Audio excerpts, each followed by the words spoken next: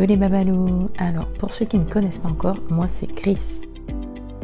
Je partage ma vie avec mon mari Olivier et mon fils Josh. Ce que j'aime dans la vie, les animaux et plus particulièrement les oiseaux, avec une mention spéciale pour les canards. Mais pas que, car avec la famille, on adore voyager et aller à la découverte de nouvelles destinations, de nouvelles cultures, de nouveaux paysages. On a eu la chance de beaucoup voyager, et notamment aux États-Unis, mais c'est vrai que le retour à la maison, il est parfois difficile. Et on aimerait que ça dure encore. Et c'est pour cette raison qu'en 2022, nous avons décidé d'écrire un nouveau chapitre de notre histoire, de quitter notre île, la Nouvelle-Calédonie, ses beaux paysages et sa belle culture, de quitter famille et amis afin de vivre une nouvelle grande aventure. Ça y est, c'est le jour du grand départ. Nous sommes le 11 juillet 2024. Oui, car les procédures d'immigration sont longues et complexes, surtout lorsque l'on vit loin de tout. Et c'est dans un contexte difficile que nous quittons notre île natale. Et nous nous excusons auprès de famille et amis que nous n'avons pas pu voir pour dire au revoir. Ça y est, nous sommes dans l'avion, les bagages ont été enregistrés, nous n'avons plus qu'à partir. Nous sommes désormais soulagés et nous nous souhaitons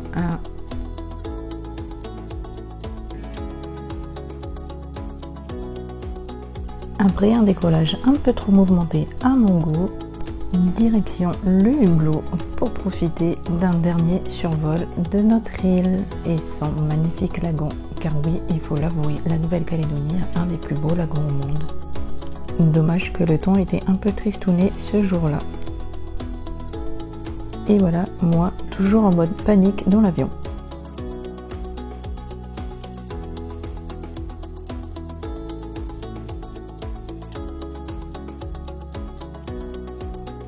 Et maintenant, direction notre première escale.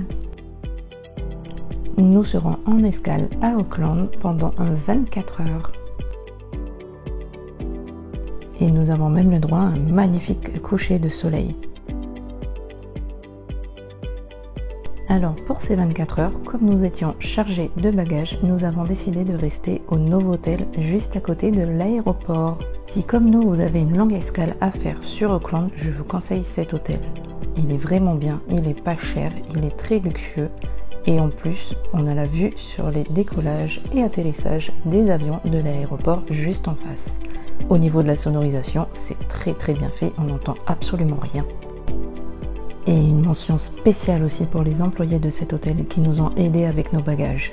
Franchement, c'était très appréciable. Comme je vous l'ai dit, l'hôtel est vraiment juste en face de l'aéroport. Il n'y a qu'une route à traverser et vous y êtes.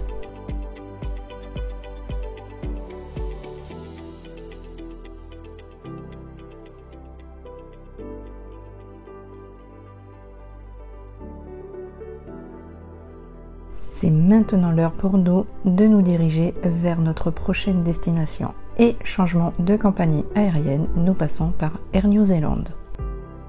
Allez, let's go, direction l'Amérique du Nord, à Vancouver.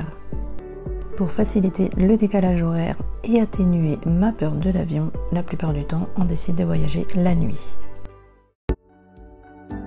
Après 13 heures de vol, nous survolons enfin la ville de Vancouver et ses montagnes blanches. C'est pas magnifique tout ça?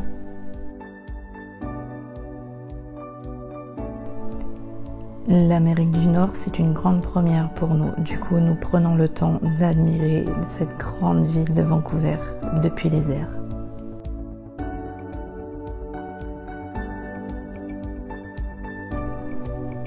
Ces buildings et ces montagnes, ces buildings sur ces montagnes même, c'est un très joli contraste.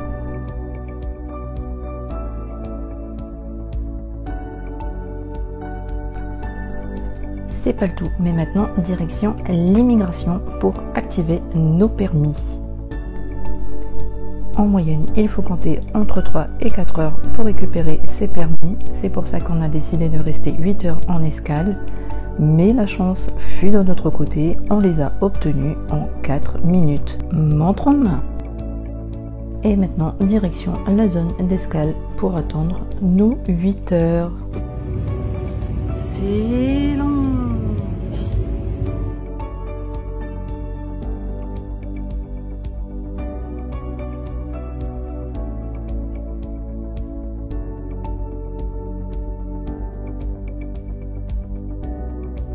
Et pour ce dernier vol, nous changeons encore de compagnie et on passe par Air Canada. Voici un petit aperçu de l'aéroport de Vancouver vu de l'intérieur. Il est immense. Allez, c'est parti pour notre dernier vol. Et pour cette fois-ci, on en a pour 5 heures. Encore une fois, un voyage de nuit. Vancouver by night. C'est magnifique. Et nous survolons enfin notre dernière destination. Il est 6h40 du matin, la fatigue se fait sentir, mais ça ne nous empêche pas, encore une fois, d'admirer cette grande ville vue du ciel. Avec en prime un petit sunrise, en plus, quoi de mieux pour nous souhaiter la bienvenue.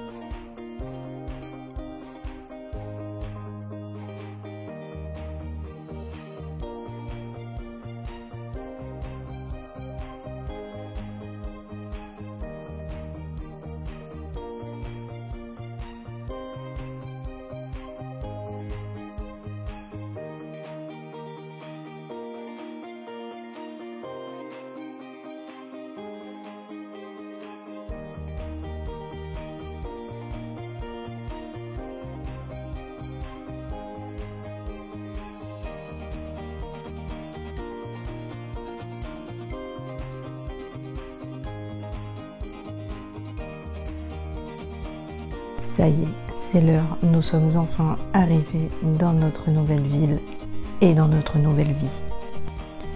Mais c'est pas terminé, il y a d'autres problèmes encore à gérer. Voilà, arrivé, on va faire rentrer 9 valises.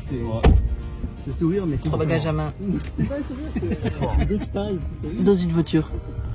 On est trop fort. Allez, dernière étape, récupérer les clés de l'appartement. Non, je rigole, on est là, nous. Et après des heures de vol, il est temps pour nous de découvrir la ville. Et où est-ce qu'on est? Bienvenue à...